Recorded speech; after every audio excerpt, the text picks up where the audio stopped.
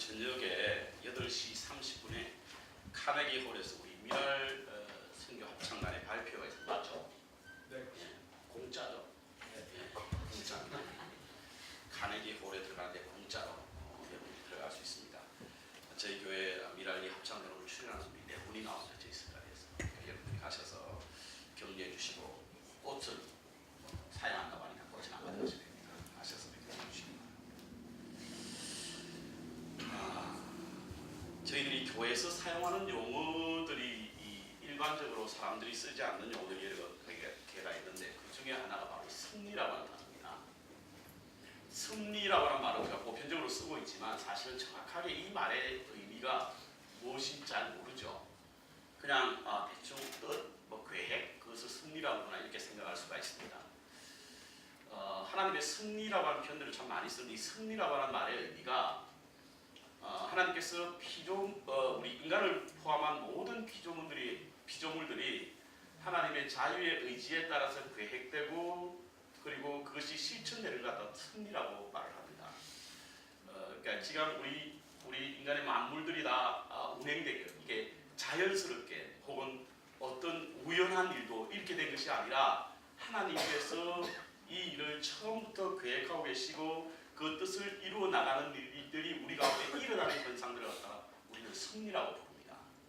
그러니까 그리스도인들은 우리에게 예상치 못했던 어떤 일들로 인해서 두려워하거나 불안해할 필요 없습니다. 그게 다 하나님의 승리가 있기 때문이죠. 좀 편안해지죠. 하나님께서 이 일을 계획하고 계시고 이루신다고 하면 좀 편안해지지 않습니까? 그래서 우리가 우리의 삶 속에 일어나는 그런 여러 가지 그 운명들 이런 것들이 어떤 맹목적인 것에 기인된 것이 아니라 하나님의 자유로운 의지에 의해서 움직여진다는 사실을 믿는 것, 그것을 바로 우리가 승리라고 말합니다. 루키스는 하나님의 승리를 너무나 뚜렷하게 보여주고 있는 내용이죠. 사사시대에 불행했던 어떤 마침표를 새로 찍고 이제 새로운 시대를 여시는 하나님의 뜻과 계획의 움직임이 가장 잘 묘사되어 있는 것이 바로 루키스입니다. 그래서 루키스는 참 중요하다고 볼 수가 있습니다. 하나님의 승리는요 필요에 따라서 예외가 있지만 대부분 헌신된 사람을 통해서 하나님의 승리가 이루어진다는 거 아세요, 여러분? 그래서 성경에는 많은 헌신된 사람들이 나옵니다. 성경에 나오는 많은 인물들은 하나님의 승리를 이루시기 위하여 준비된 헌신된 사람들입니다. 아마 저와 여러분도 하나님의 승리에서 움직일 헌신된 자인 줄 믿습니다. 룻기서에 나오는 나오미, 보아스, 룻도 그 대표적인 인물들 가운데 하나인데요. 그럼 하나님의 승리를 이루시기 위하여 헌신된 자의 삶은 어떠해야 할 것인가? 그것은 성숙한 사람이어야만 합니다. 예수님께서 마태복음 5장 48절에 그러므로 하늘에 계신 너희 아버지의 온전한 것이 너희도 온전하라 라고 하는 말씀 아시죠? 너희 아버지, 하늘에 계신 너희 아버지가 온전하신 같이 너희도 온전하라 라고 하는 이 온전이라고 하는 단어, 이 온전의 단어의 현대적 의미가 바로 성숙입니다. 성숙. 그러니까 예수님께서 너희도 성숙하라 이렇게 말씀하셨습니다. 커져간다라고 하는 말이 있잖아요. 뭔가 커져간다. 여기에는 두 가지가 있습니다. 하나는 성장이고 다른 하나는 성숙입니다. 성장과 성숙은 커져간다라고 하는 그런 말이죠. 근데 성장은 눈에 보이는 것을 말할 때 성장이라고 그러고 눈에 보이지 않는 것을 우리는 성숙이라고 말합니다. 우리는 성장하는 것을 원할지 몰라도 하나님은 성숙하기를 원하는 거 아세요? 우리는 좀 더 많이 성장하기를 원하지만 하나님은 성숙하기를 원하십니다. 지난번에 요한계시록을 우리가 수요 예배 때마다 하는데요. 요한계시록을 묵상하면서 요한계시록은 하나님께서 요한에게 그림을 보여줬습니다. 어떤 그림이냐면 세상에 끝날에 일어날 일들을 갖다 그림을 보여줬어요. 그런데 요한은 그 그림을 보고 글로 쓴 것이 요한계시록이거든요. 그런데 요한계시록을 시작하면서 2장과 3장의 7교회에 관한 이야기를 말씀하고 있습니다. 아니 끝날에 일어날 일을 설명하는 그 자리에 왜 7교회가 필요했을까? 7교회를 먼저 말하는 이유는 바로 교회는요 그리스도 이후에 새로운 정인이기 때문에 교회를 먼저 말씀하고 있는 겁니다. 그리스도께서 십자가에 달리신 이후에 새로운 증인이 누군가 필요했잖아요. 그 증인이 무엇이냐면 바로 교회라고 하는 거예요. 그래서 교회는 어떠해야 하고 교회 모습은 이러해야 한다라고 하나님께서는 요한을 통하여 묵시 중에 보여주신 것이 바로 초대교회 일곱 교회 모습입니다. 이 일곱 교회가 세상에 있는 모든 교회를 의미하는 거거든요. 그 가운데 퀸스 중앙감리교회에 있다는 사실을 기억하시기 바랍니다. 그러니까 초대교회 일곱 교회 가운데 우리 교회도 하나 들어가 있는 거예요. 그렇다고 한다면 요한계시록을 읽을 때 우리 교회도 조명할 수 있어야 되는 것이죠. 그런데 그 초대 일곱 교회에 대해서 하나님께서는 요한을 통하여 말씀하실 때에 어느 한 교회를 향하여서도 야 너희 교회가 왜 그리 작니? 이런 말씀하지 않았어요. 너희 교회가 왜 그래 크니? 이렇게 말씀하지 않았습니다. 왜 그래 성장하지 못하니? 이런 말씀하지 않았어요. 왜 이리 성숙하지 못하냐? 이 말씀하셨어요. 그러니까 하나님의 관심은 우리 교회가 큰가 크가 그게 관심 있는 것이 아니라 우리 교회가 얼마만큼 성숙하느냐 여기에 관심이 있는 거죠. 그렇다고 하면 큰 교회 다닌다고 뻐길 거 하나 없어요. 작은 교회 다닌다고 기죽을 거 하나 없습니다. 하나님은 우리 교회 숫자를 보는 것이 아니라 성도 한 사람 한 사람의 성숙도를 보는 것이고 교회에 얼마만큼 그 교회가 성숙한가를 보는 것이란 사실인 것입니다. 왜냐하면 성숙한 교회가 성숙한 성도가 하나님의 승리를 이루기 때문인 거예요. 저는 우리 교인 저와 여러분이 성숙하여 하나님의 승리를 이루어가시는 은혜가 있기를 주의 이름으로 축원합니다. 우리 자녀들도 마찬가지예요. 자녀들도 여러분 성장하기만을 바라서는 안 돼요. 성숙하기를 바라야 되는 겁니다. 그렇다고 한다면 밥만 줘서는 안 되겠죠. 밥만 주고 성장하기만 덩치만 크게 애 키만 크게 이렇게 하지 말아요. 성숙해지기를 바라요. 성숙해지기 위해서 뭘 해야 되죠? 책도 이렇게 해야 됩니다. 대화도 해야 되는 거예요. 하나님의 말씀을 자꾸 들려줘야 돼요. 그를 위해서 기도도 해야 하는 거예요. 그래야 성숙해지죠. 우리는 밥만 주면 다 한 걸로 알잖아. 밥만 차려. 여러분 성숙함과 미성숙함에 대해서 가장 분명하게 구분 짓는 것이 뭔 줄 아십니까? 무엇을 통해서 이 사람이 성숙한가 성숙하지 않는가를 구분 짓냐면 바로 미성숙한 사람은 자기 만족에 머무르는 사람이 바로 미성숙한 사람입니다. 자기 중심적이고 자기 욕망에 따라 움직이는 사람들을 갖다가 다 미성숙한 사람이라고 말합니다. 가장 쉽게 볼 수 있는 게 어린아이들입니다. 어린아이들은요 태어나면 온 세상이 자기를 위해 존재하는 줄 알아요.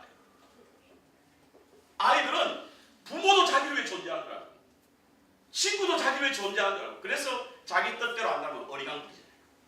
세상 모두가 다 자기를 중심으로 자기를 위해서 존재하는 줄 알기 때문에 그러다가 이 아이가 언제 세상 모두가 다 자기를 위해서 존재하지 않구나라는 걸 느끼냐면 바로 학교에 들어갔습니다.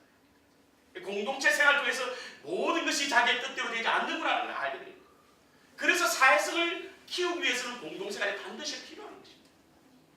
이렇던 미성숙한 사람은요 모두 다 자기의 눈에 보이는 것 만져지는 것 이런 것들이 모두 다 자기를 위해서 존재한다. 사실 오늘 이 본문 말씀은 내용이 별로 없어요. 그래서 제가 이 말씀을 스킵하고 루키서 4장으로 갈까 생각을 했어요. 그냥 넘어가기는 왠지 모르게 섭섭해서 자꾸 묵상을 하다가 이 본문 말씀에서 아주 중요한 단어 하나를 발견하게 되었는데 그것이 무엇이냐면 바로 성숙이라는 단어입니다. 성숙. 말씀을 묵상하다 보니까 여기에 나와 있는 내용이 성숙이라고 하는 단어가 제게 묵상되면서 보아스와 룻은 하나님의 승리를 만들어가는 사람이잖아요. 이들 속에 비춰지는 그리스도인의 성숙을 발견했기 때문에 오늘 본문 말씀을 바로 오늘 제목의 말씀을 바로 승리를 이루어가는 성숙성 이렇게 성숙도 이렇게 말씀합니다.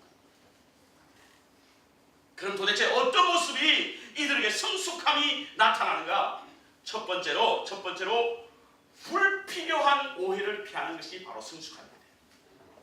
불필요한 오해를 피하는 것이 14절 보고 14절. 자, 지난주에 우리가 묵상했던 것은 룻이 보아스의 밭에 가서 청혼을 했습니다. 청혼을 하는 방법이 밤 깊은 곳에 그 발치에 누웠다가 그의 청혼한 모습이 나오죠. 그러고 밤이 지냅니다. 14절 룻이 새벽까지 그 발치에 누웠다가 사람이 피차 알아보기 어려울 때 일어났으니 보아스의 말에 여인이 타작마당에 들어오는 것을 사람이 알지 못하여야 할 것이다 하였습니다. 자, 한 사람의 성숙함은 어디서 나타난다고요? 불필요한 오해를 피하는 것이 바로 그 사람의 성숙함입니다. 오늘 본문에 만약에 사람들 눈에 비춰도 그들은 떳떳했기 때문에 괜찮아요. 별 문제 없습니다. 그러나 성숙한 사람은 다른 사람에게 불필요한 오해를 줌으로 말미암아 혼란을 피하는 것이 바로 성숙함이라고 한다면, 오늘 보아스는 사람들이 눈이 뜨기 전에, 알기 전에 룻을 그 타작마당에서 벗어나게 함으로 말미암아 그의 성숙함을 보였다라고 하는 말씀인 것입니다. 어떤 사람들이 1조 에휴 나만 떳떳하면 되지. 틀린 말은 아닙니다. 때로는 필요에 따라서 그 말이 하나님의 뜻을 행할 때 오해받을 수도 있다고 하는 것을 감수해야 할 때도 있습니다. 그러나 성숙한 사람은요, 괜한 일에 불필요한 오해를 받지 않아야 성숙한 사람이라고 할 수가 있는 것입니다. 노자의 도덕경에 보면 위무이라고 하는 말이 있습니다. 무이라고 하는 말은 거짓이 없는 상태를 말하는 것이고, 위무이라고 하는 것은 거짓 없는 것처럼 보이는 상태가 바로 위무입니다. 우리의 마음에는 거짓이 없어야 합니다. 뿐만 아니라 거짓이 없는 상태로 보이는 것도 우리의 성숙함입니다. 내 마음만 정리하면 되지, 나만 따뜻하면 되지, 이게 아니라는 거예요. 그렇다고 여러분 오해하지 마시기 바랍니다. 그럼 바리새인처럼 위선적이란 말이 그게 아니에요. 바리새인은 속은 시커먼데 금방 번지한 자가 바리새인 아닙니까? 불필요한 오해를 피하라는 것은 겉도 정결하고 속도 정결한 상태를 유지하라, 이런 뜻입니다.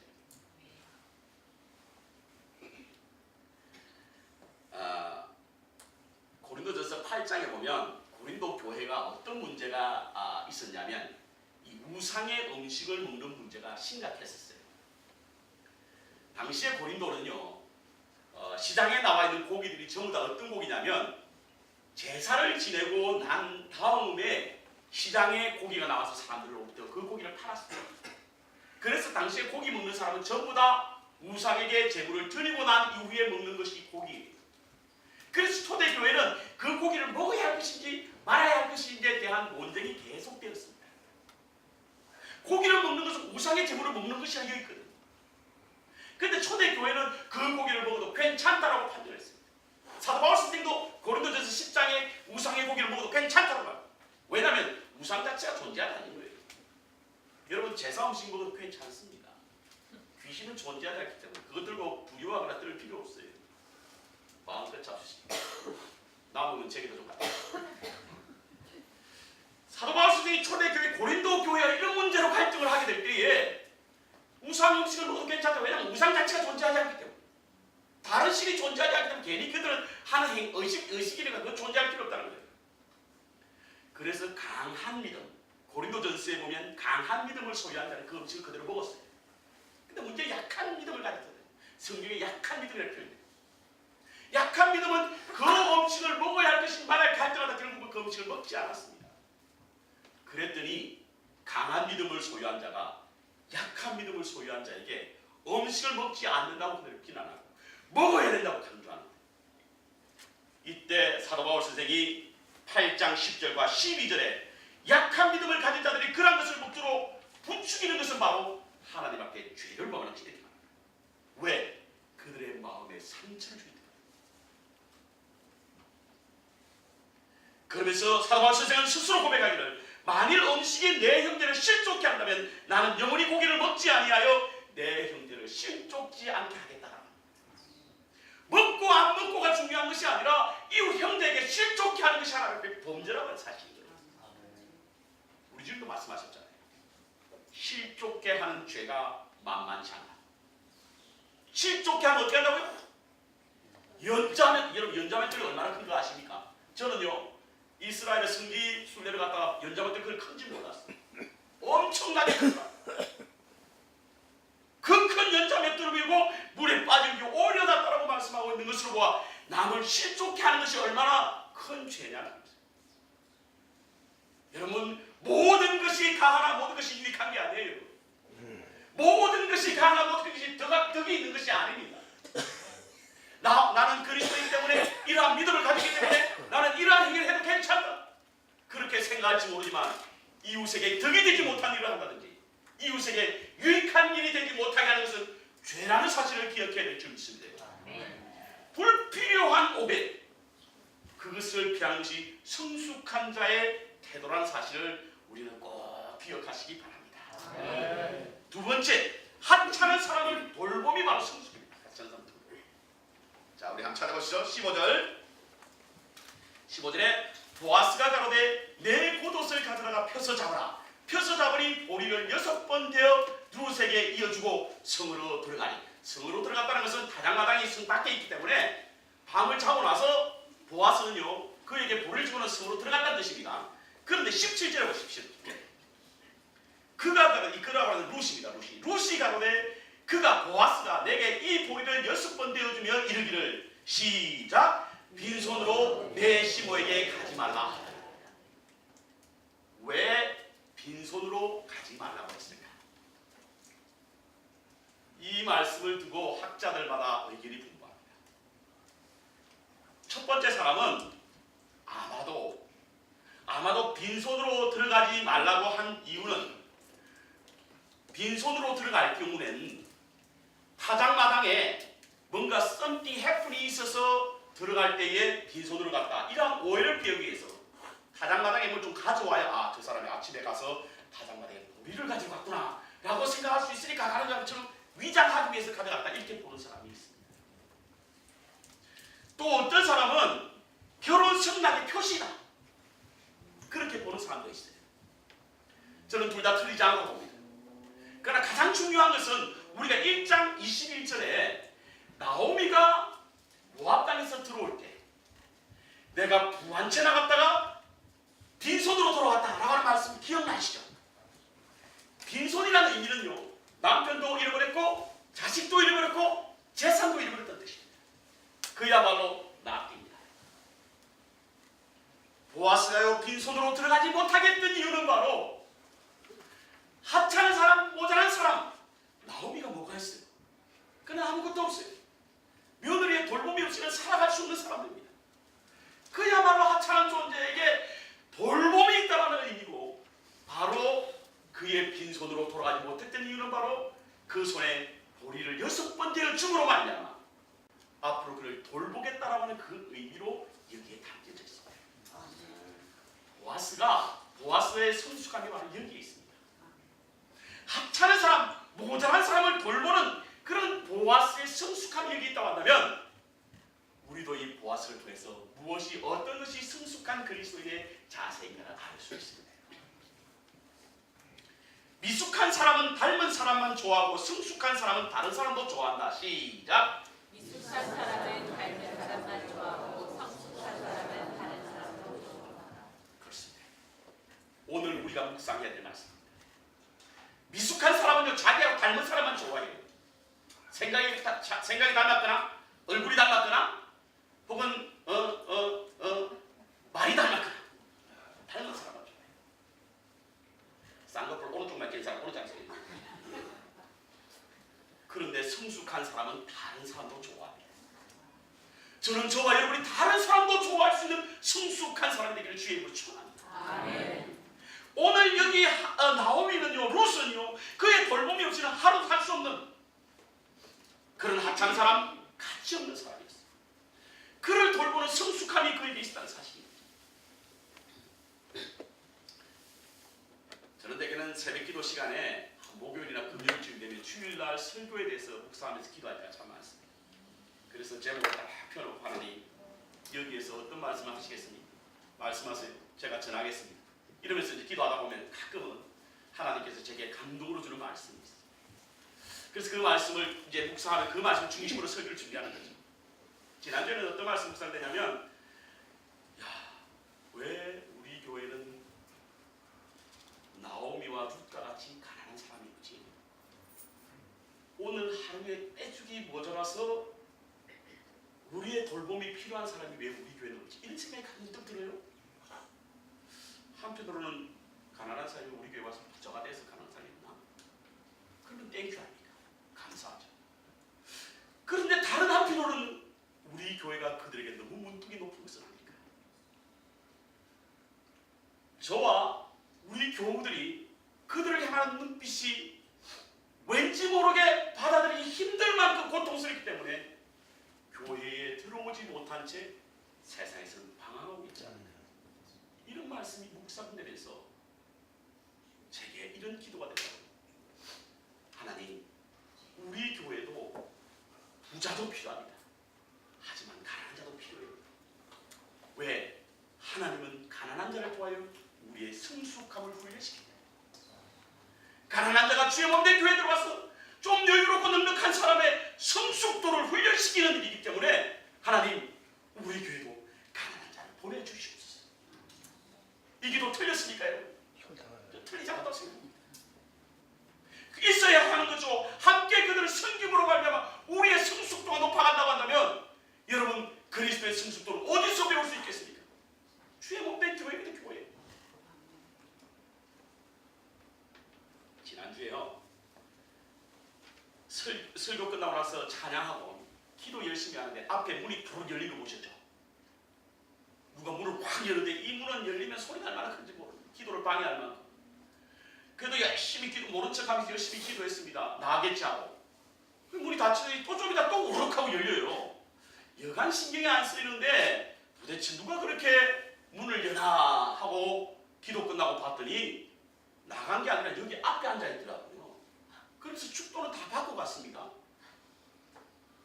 바깥에서 인사를 하는데 혹시 나오면 좀 여쭤보려고 봤더니 안 나와야 아마 이 길로 돌아가셨나 보죠. 그런데 우리 아이 진솔이가 10불을 가져와가는 아빠, 그 사람이 우리 교인한테 10불을 빌렸는데 그걸 갚으러 왔다는 거예요. 제가 지난주 광고했는데 아직 어떤 분이 빌려줬는지 제게 나타나지 않기 때문에 제가 가지고 있습니다. 오늘까지 안 나타나면 제가 헌금하겠습니다.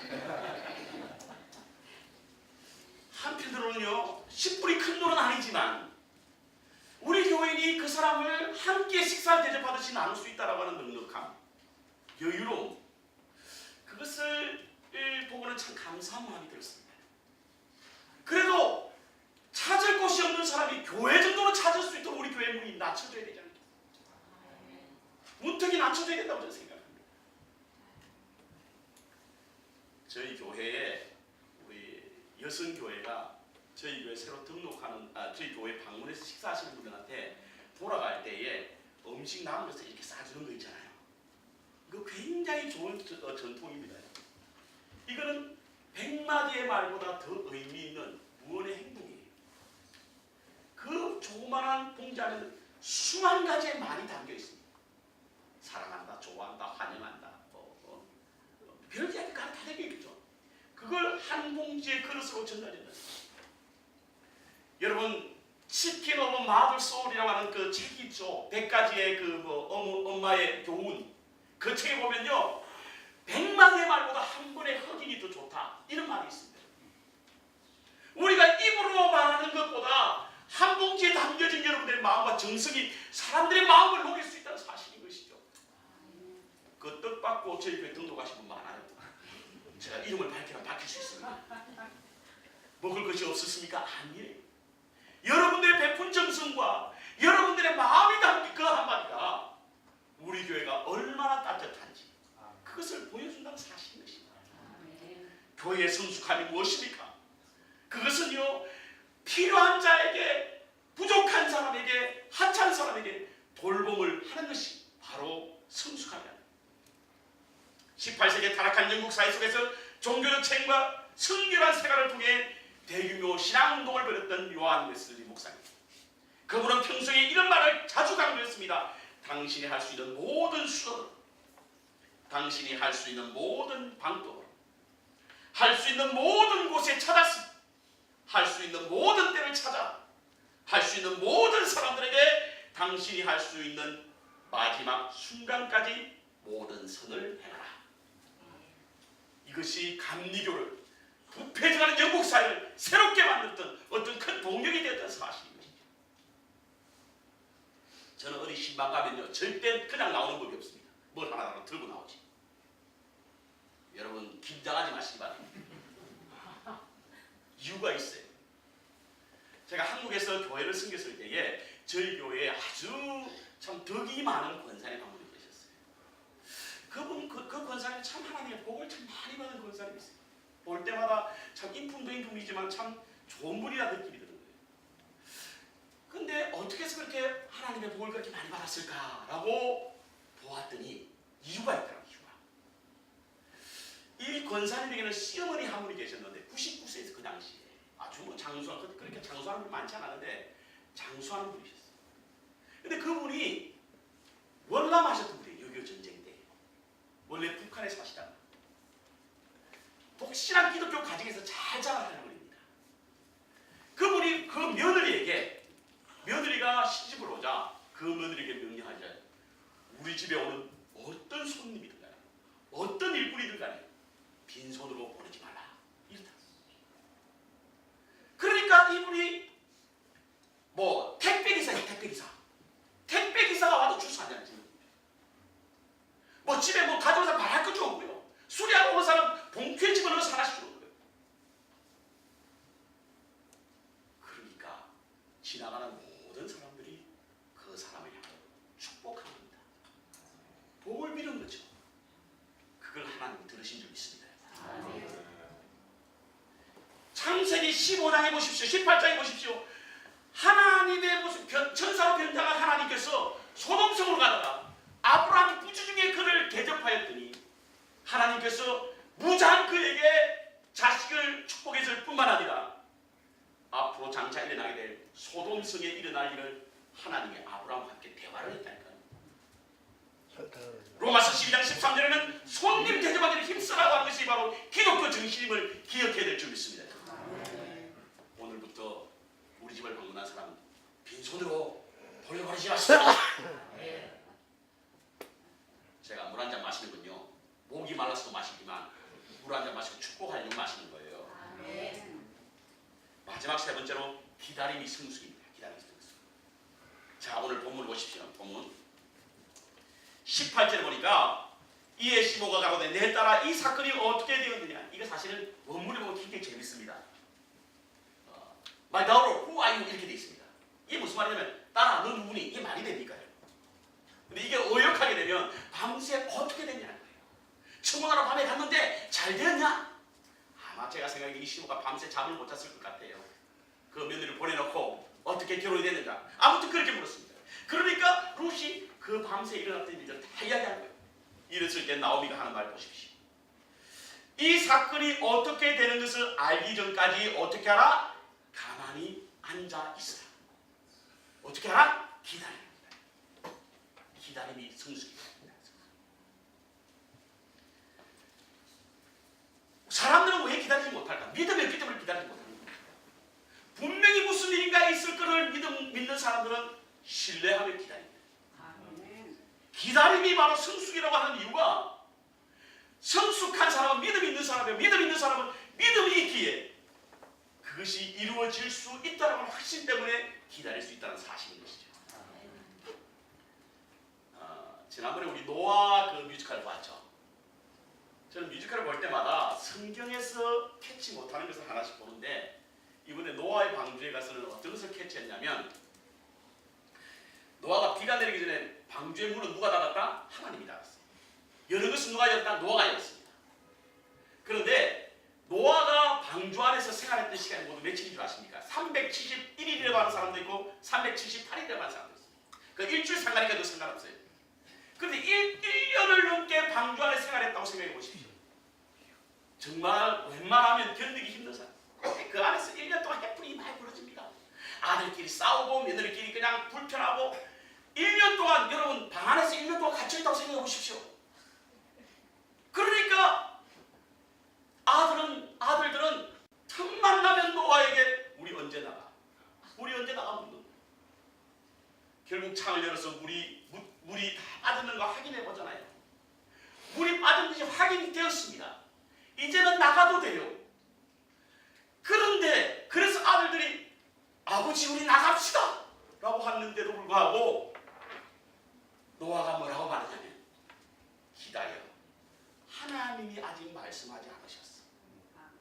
정말 창세기 7장에 보니까 그렇다. 저는 그 전에 그냥 무시고 지났거든요. 근데 노아의 강주를 열 때에 하나님의 말씀을 기다렸다는 것이 얼마나 큰 은혜로다. 여러분, 기다릴 수 있는 사람은 성숙한 사람이에요. 왜? 믿음이 있기 때문에. 여러분, 기도의 제목 놓고 하나님 앞에 지금 그 기도의 제목 붙잡고 계신 분 계십니까? 믿음으로 기다리시길 주의 이름으로 축원합니다. 그게 성숙한 그리스도의 삶이에요. 나오미는 기다렸습니다. 말씀의 결론을 내리겠습니다. 룻기서는 다윗의 혈통과 관련이 있기 때문에 그 의미가 남다른데, 혈통은 한 남자와 여자의 결혼과 그로 인한 자녀 생산으로 이어지는 것 아닙니까? 그래서 보아스와 룻의 결혼에 관한 내용은 3장, 4장, 2장에 걸쳐서 되게 지루할 만큼 상세하게 기록되어 있습니다. 여기에는 하나님의 성시하신 손길인 섭리가 이곳에 있습니다. 그런데 그 섭리는 어떤 사람에서 이루어지는가? 성숙한 그리스도인을 통해서 이루어진다 사실입니다. 성숙한 사람을 통해서. 우리 교회가 사사시대의 어두운 그림자를 걷어내고 새로운 시대를 여시는 하나님의 섭리에 쓰임받는 교회와 섭리에 쓰임받는 성도가 되기 위해서는 우리는 성숙한 그리스도인이 되어야 될 줄 믿습니다. 불필요한 오해를 사지 마시기 바랍니다. 하찮은 사람이라도 돌볼 수 있는 은혜가 있길 바랍니다. 기다리며 인내할 수 있는 성숙함이 하나님의 섭리를 이루어가는 성숙한 사람이라는 성숙함이라는 사실을 기억하시고, 여러분 개인 한 사람 한 사람의 성숙함이 우리 교회의 성숙함을 가져오고, 우리 교회의 성숙함이 하나님의 섭리를 이어갈 수 있는 은혜와 축복이 우리 가운데 있기를 주의 이름으로 축원합니다.